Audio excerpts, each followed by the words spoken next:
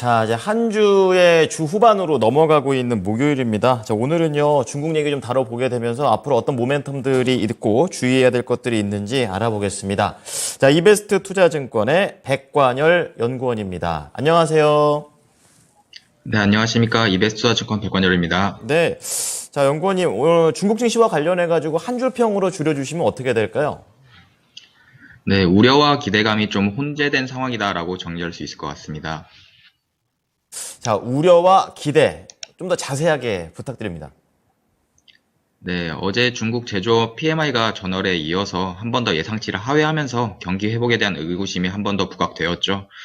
해당 영향으로 전일 증시는 다소 조정되는 모습 보였고 위안화 환율은 달러당 7.1 위안선을 돌파하면서 약세 흐름 이어갔습니다.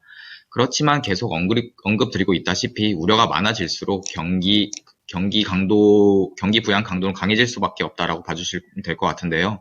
우선 중국 정부도 자국의 상황을 당연히 인지하고 있는 상황입니다. 4월 말에 개최된 정치국 회의에서 정부는 경기 하방 리스크가 이전보다 완화는 됐지만 여전히 방심할 수 없는 상황이다라고 강조를 했고요. 현재 중국의 최대 과제인 부동산을 중심으로 부양을 강화할 것이라는 메시지를 전달했었거든요.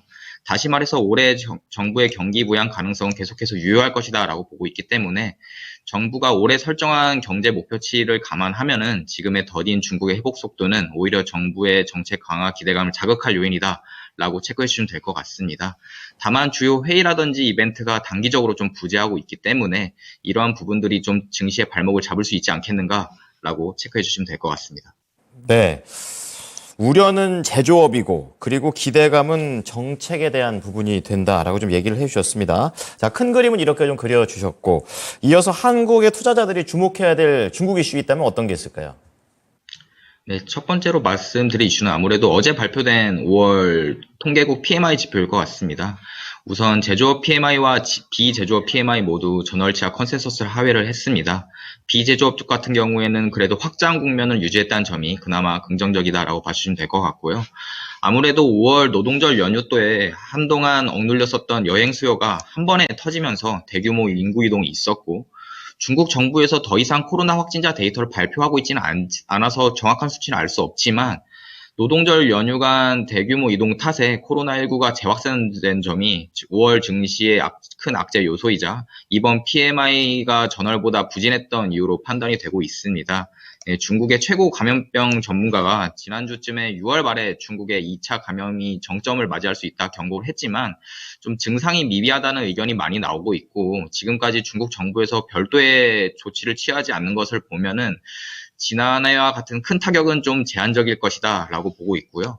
추가로 PMI 세부 항목 중에서 전월 대비 낙폭이 좀 컸던 게 이제 원자재 가격 지수인데 사실은 이거는 수요 위축이라고 해석하다기보다는 이제 지난번에도 말씀드렸다시피 값싼 러시아산 원유 수입 확대 덕이다라고 봐주시면 될 것 같고요.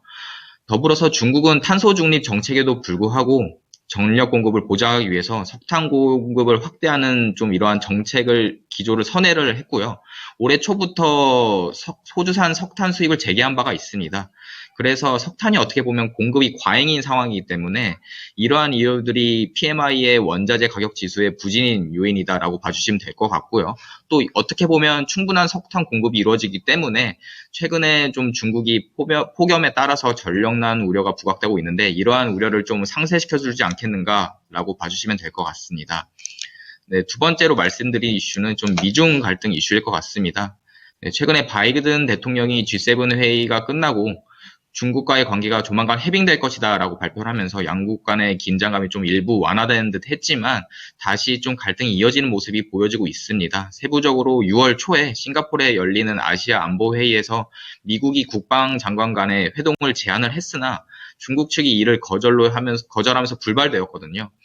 더불어서 또 미국 상무부가 지난해 자국 기업들이 중국 수출 승인을 요청한 것 중에 4분의 1을 거부했다는 소식이 양국 간의 갈등이 좀 지속되고 있는 거 아니겠는가라고 봐주시면 될 것 같고요. 사실상 미중 갈등 이슈는 더 이상 새로운 이벤트가 아니라 장기화되고 있는 이벤트입니다. 다만 중국 내 단기 모멘텀이 좀 부재하고 정책 여력은 충분한데 실질적인 액션이 취해지지 않는 상태라기 때문에 이런 미중 갈등 이슈가 최근에 중국 경기에 좀 더 민감하게 작용되고 있는 게 아닌가라고 판단을 하고 있고요.